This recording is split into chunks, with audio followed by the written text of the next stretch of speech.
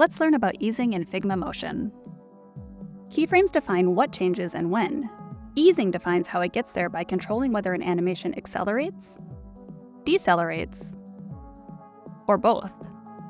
It's what separates motion that looks correct from motion that feels correct. To see how much of a difference the correct easing can make, take a look at these two examples. The first uses linear movement, or motion that is the same from start to finish. The second uses an ease in and out curve. Notice how it starts slowly, builds speed through the middle, then settles into its final position. That subtle shift is what makes the motion feel grounded rather than mechanical. To adjust easing, select an animation on the timeline and open the Easing drop-down menu, or click the line in between two keyframes. From here, you can either select a default easing curve, or use the curve editor to create a custom one.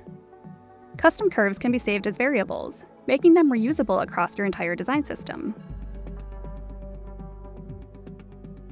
You can also apply holds from the easing settings. Unlike other easing curves, holds don't create a gradual transition as the animation plays. Instead, the object will immediately jump to its final position and stay there for the full duration until the next keyframe or animation begins. This is useful for creating instantaneous movement or adding deliberate pauses to your animation.